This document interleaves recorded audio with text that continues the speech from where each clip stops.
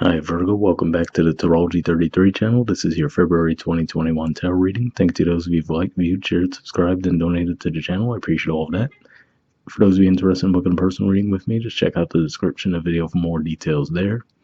As far as what we have in front of us, it's a Celtic Cross spread as always, and I also pulled an Oracle card and a Mudra card for you guys. But we're actually going to start the reading off by rolling those astrology dice we have in front of us to get a feel for where your main areas of focus should be as far as that goes. So we'll get started with that now. Okay, so we have a mess for one, but aside from that, we have the sun. So the sun's going to spend the first 3 weeks basically of February in Aquarius, then it's going to move into your opposite sign of Pisces. So definitely some areas of focus there. Speaking of Pisces, Pisces is actually the sign that came up for you guys as well. So again, might have a focus on relationships and partnerships this month. And as far as the last dice, we have 1. So that's actually first house, which for you guys, let's, especially if you're a Virgo rising, that's going to represent your energy. So could just be saying that you might be focused on yourselves. So interesting to see that and the Pisces energy come up. So it could be a you versus them situation as far as figuring out, that balance. But we'll keep those in mind as we go through the spread. So starting with the main situation, excuse me, we have the 9 of Swords, which is Gemini energy, and the Ace of Cups. So 9 of Swords definitely represents an energy of anxiety, a lot of thoughts in your mind, but not necessarily knowing where to take those thoughts, so you could be lacking a bit of direction. For some of you, it can be around a love offer. Maybe someone's made one to you, or you're considering extending a love offer to someone else. Either is possible, given, like we said, we see the 1, which represents your first house, and then also Pisces, which is the opposite sign. As far as when you'd be feeling this, well, the time we're recording this, we haven't had that full moon in Leo yet, but given that that's your 12th house, this definitely gives me that type of vibe, and that's definitely going to be a really intense full moon. So could just be saying that as we move closer to that Leo full moon, this could be the energy you guys are in. All right, and in the challenger obstacle position, we have the 8 of Wands. So this is Sagittarius energy here. And could just be saying that there's a blockage around communication for some of you. That's primarily what I'm picking up on here, because usually the 8 of Wands represents a lot of movement, actually taking action. And if you notice as well, they're all moving in the same direction too. So organized action as well. So there's an actual goal that you're striving for. And so with this showing up in the challenge position with that 9 of Swords, it could just be saying that, you're either there's too much going on in your environment and that has you feeling a bit overwhelmed, or you're just like not sure of which direction to go in. That's another way I could see this playing out too. But I definitely view this as some kind of blockage going on with communication.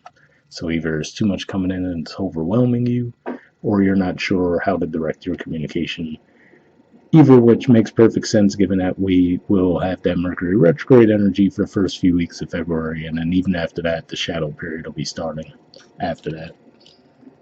Post-shadow, that is. Alright, in the foundation position, we have the moon, so definitely for me an indicator that you should definitely pay attention to the lunar cycles this month. Like I said, there's going to be that intense Leo full moon coming up soon.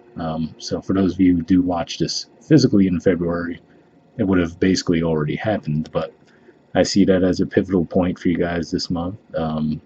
Then you have that new moon in Aquarius, which is your 6th house, which is the house you naturally rule. And then, of course, toward the end of the month, we're going to have the full moon in your sign. So definitely those points of emphasis for you guys this month. But beyond that, this says that you might not be seeing a situation clearly. And if that's the case, you might actually have to rely on your intuition a little bit more to feel a situation out.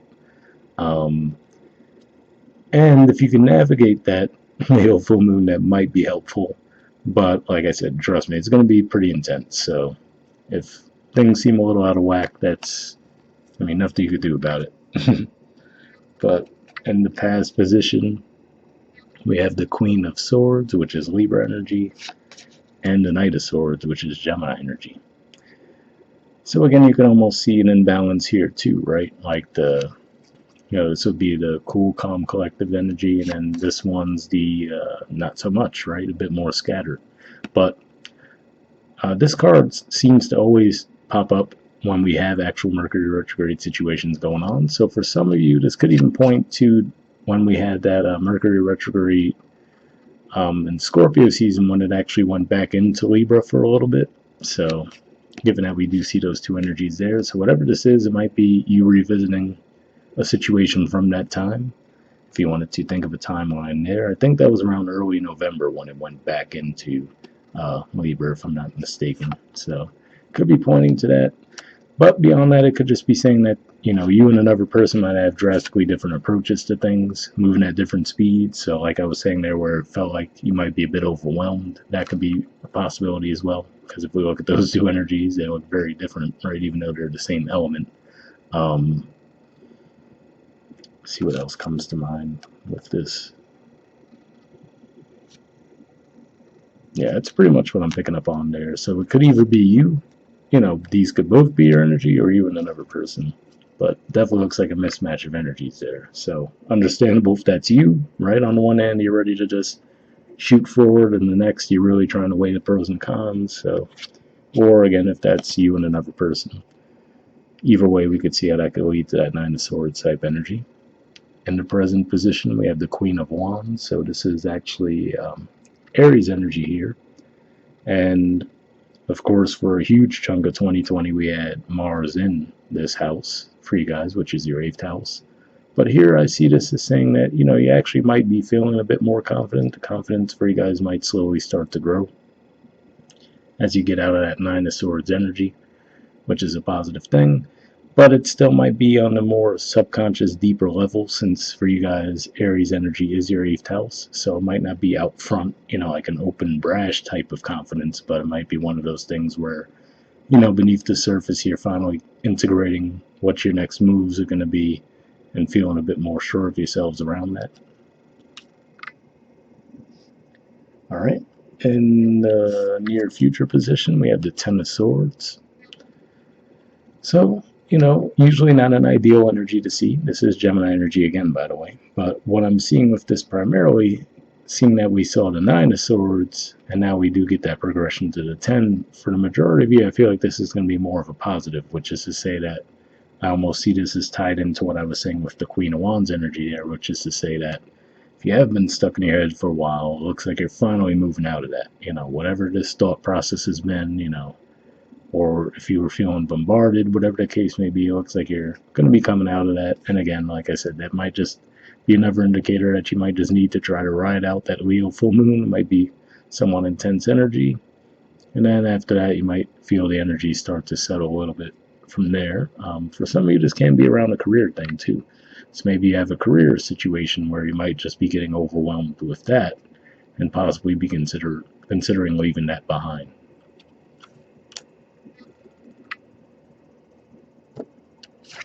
All right. In the position of your influence on the situation, we have the World. So the good thing is, when you do get to that Ten of Swords point, whatever it is that you're ending, like I said, whether it's just a thought process and, finally moving from integrating the thoughts into taking action, or like I said, even for some of you, if you leave a job behind, you name it, there's plenty of ways it could play out. With the World card showing up as your influence in the situation, this looks like something that you needed to go through karmically anyway. And with this showing up here, it looks like you successfully would have overcome that lesson. So that's definitely a good thing to see, given that we do see the Ten of Swords. And that means you won't have to repeat the lesson. You'll be able to move forward onto bigger and better things. And this also makes me think of the fact that given that we're seeing a lot of Gemini energy here, this card often makes me think of the North Node, and the North Node is in Gemini right now, which for you guys is your house of career and social status. So definitely looks like there's going to be some positive shifts there. All right, in the environment position, we have the Four of Swords. So if this is just representing your energy, I feel like this is just saying that this is you finally, coming back to yourselves, basically, with that Ten of Swords. Again, another indicator that might be a positive thing, because to me, this represents that healing energy. So it could be one of those things that whatever's had your mind all wrapped up in knots, looks like that's going to finally be cleared up this month, and you guys actually take that time to just relax, right? Integrate it all before moving forward. If this was around financial concerns as well, given that, like, I did see some potential for a career dynamic here, this looks like there's some calm and peace around that too. So, it could be one of those things where you might leave one job but have another already lined up, so you're not worried about, okay, I'm going to lose out on income, right? You might even have it planned to say, okay, well, I'm going to make my last day of work, I don't know, February 20th, then I'm going to start the new job March 5th. You know what I mean? Like, you might have it all mapped out. So, like, all right, this is just going to be my little bit of time to hit the reset button and hit the ground running when the next thing starts, right?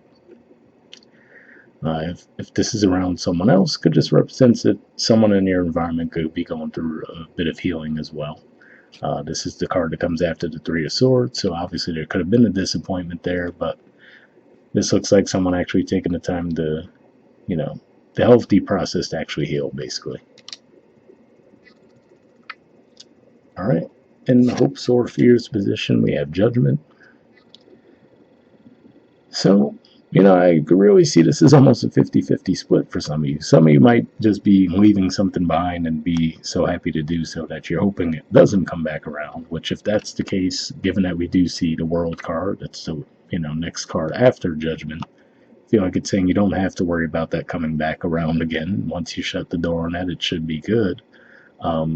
But for others of you, there might be something that you are hoping to revisit, even if it's the same situation, but just approaching it from a different angle, right? So maybe you've really been racking your brain around what your next step should be, given that there's a lot of activity going on in your ninth house. So you might be seeing things from a different perspective, with Uranus in there, and of course Mars is conjunct in it right about now.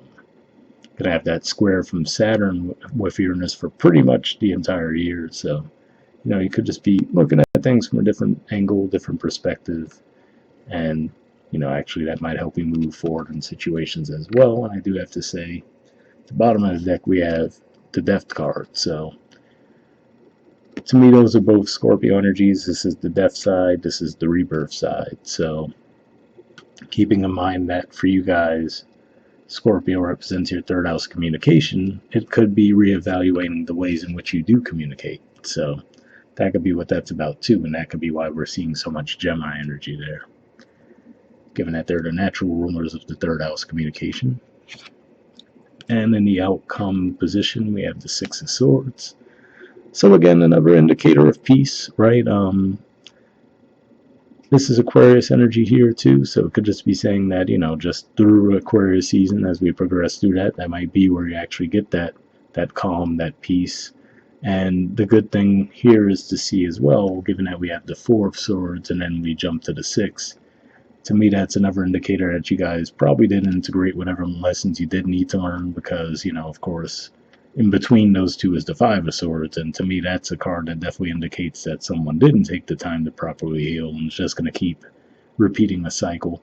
So this is a positive thing to see as far as that goes, that along with the World card saying that whatever this is that you've gone through, looks like you've integrated the lessons successfully. You're not going to have to worry about repeating them. This could be as simple as, like I was saying, a similar thing where if you leave one job and you're going to start another, this could represent that little in-between time you have before the next job starts, just a little time to get away, hit the reset button, reset your mind, which could definitely be needed given that we see the 9 and the 10 of Swords there, and then get ready to attack things from there. Alright, so moving on to the Oracle card. You guys have a change in the wind. There's the artwork, and the number is 12.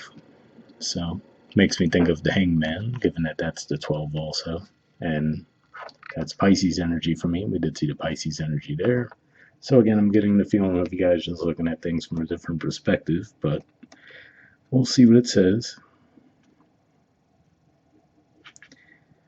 Okay, it says a sense that unseen change has been initiated, preparation for a storm, awareness that your plans are not on firm ground, feeling a shift, uncertainty about which direction the winds will blow. Well, just that alone made me think of the energies that we see primarily here before we get to this part where it looks like things have flown out more smoothly. So it could definitely be more of the vibe you feel early in the month. The Oracle's message says it's human nature to yearn for certainty and resist change, to want the world to remain consistent like a zebra's stripes. Yet nothing in human experience is black and white, nor will anything remain static. The one thing guaranteed is change. Now is a time of transformation as outer conditions are temporarily moving out of sync with your desires and expectations. Stay the course and remember that even storms serve to clear the air, scatter seeds, and nourish the soil for better things ahead. Life is about to get interesting. Anticipate it with curiosity as you wonder what is coming in on the shifting winds. The unknown is where the magic lies. So definitely a pretty positive message there. Definitely looks like we said, it does look like there's going to be some changes with that world card. It looks like they're definitely going to be positive and that you'll integrate whatever lessons needed to be learned there, but hopefully that resonated. The relationship message says relationships go through periods where partners seem out of sync with each other and stormy emotions and moods threaten to take down the ship. Perhaps someone has a change of heart and leaves. These rough seas offer opportunities for mutual growth, a way for you to understand your own heart better and to know that what you need to truly be happy. Rest assured that whatever is happening now, good will come from it. Take temporary shelter and remove yourself from drama. The air will clear and everything will be fresh and new again. This too shall pass. So definitely an interesting message there. And then if there are some kind of difficulties that you might be going through in a connection, like I said, given that we see the world card there for you guys, if there was some kind of lesson you needed to learn there, it looks like it will be integrated. If the other person had something they needed to go through as well as far as healing, we see that potential as well. So could just be one of those things where you might have to ride that out. And then I think toward the very end of February, Venus is going to move into your opposite sign. So that might be a better time to repair things in that regard, if that's what you want to do anyway. The prosperity message says, as you endeavor to create a prosperous life, you may encounter unexpected reversals that cause you to shift directions. This is a good thing, so there is nothing to fear. Perhaps an opportunity you sought went to someone else. Perhaps you've pursued something that you suddenly realize is not in your highest good. You might not be 100% clear on where you need to go, but you are certain that things are not going as planned. Circumstances are not in your control right now. Wait it out. All will be well. Even better, actually. Trust. So pretty positive message there, and I will say, especially for those of you, like I said, if you do go through a change in career, let's say, that might make you feel a bit uncertain, but given that we do see the world card there and then the message we just read, I feel like it would actually work out in your favor, even if it doesn't feel like that initially. So hopefully that resonated as well. I will say I'm not seeing like any tower energy or anything like that that would represent like a sudden end of a job or anything like that. So I don't think you guys need to worry about that. I feel like it'd be more planned and deliberate, but hopefully that resonated. All right, moving on to your Mudra card. This is the Mudra I have here, and it's the Kurma Mudra. The keyword for it is patience. All right, there's the info on it. All right, it says activates the body's self-healing power, balances the immune system, reducing the negative effects of hypo and hyperimmunity, harmonizes the relationship between the heart and the kidneys. So if that sounds like something you think would be beneficial for you guys, we'll put the name of the Mudra in the description video as always. We'll wrap up there, and I'll see you guys next month. All right, bye.